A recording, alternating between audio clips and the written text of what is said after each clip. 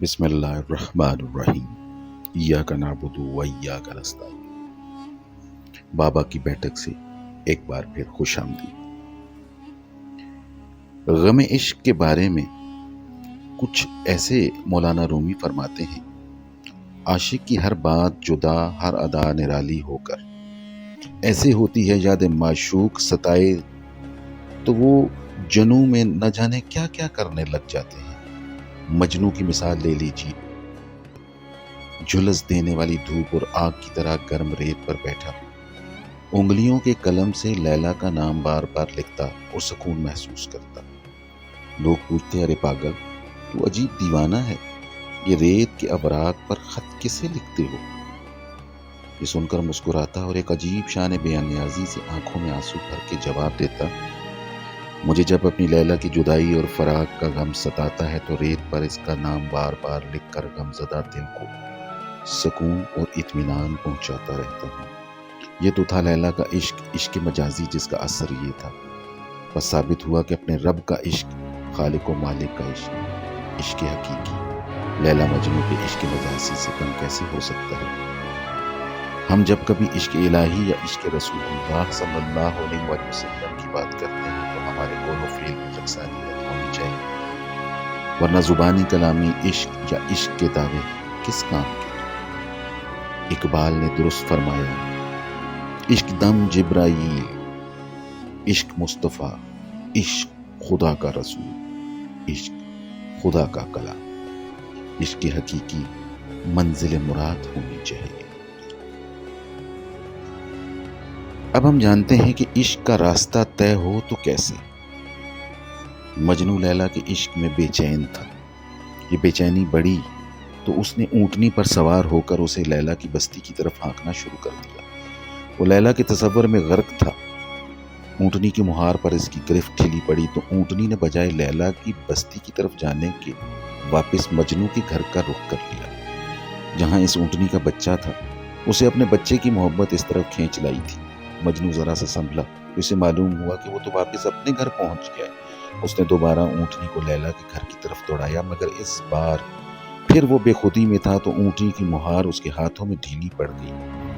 وہ اس مرتبہ پھر لیلا کے گھر نہیں بلکہ مجنو کے گھر کے سامنے کھڑی تھی، جس گھر کے اندر اس اونٹنی کا بچہ تھا۔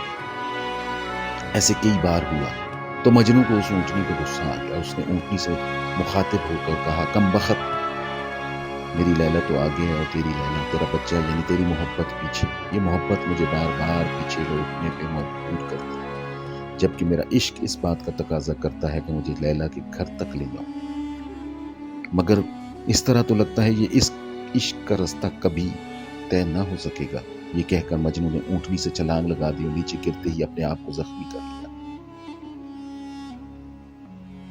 حضرت رومی اس حکایت سے یہ درس دیتے ہیں کہ انسان محبوب حقیقی کے فراق میں بے قرار ہے۔ اس کی روح مالک حقیقی سے ملنے کی خواہش رکھتی ہے، جبکہ اس کا جسم، اس کا خاک بدن عیش و نشاط کی تلاش میں مجنو کی اس اونٹنی کی طرح ہے۔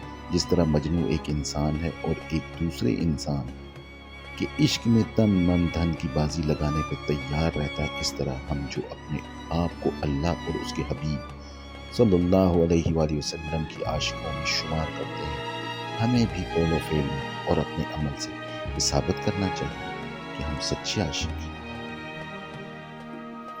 یہاں میں ذکر کرتا چلوں کہ ایک یہودی وزیر نے نصرانیوں میں کیسے تفرقہ ڈال دیا۔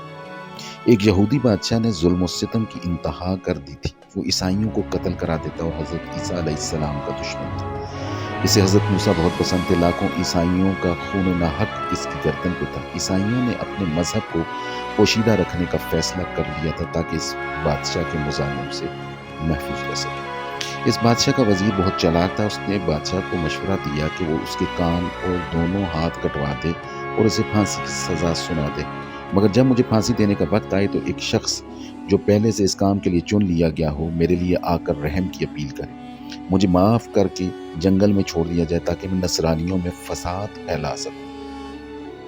بادشاہ نے ایسا ہی کیا۔ عیسائیوں نے وزیر کو اس حالت میں دیکھا تو بہت افسوس کیا۔ پھر آہستہ آہستہ اس کے پاس ہزاروں عیسائی جمع ہونے شروع ہو گئے اور وہ عیسائیوں کے دلوں میں گھر کر گیا۔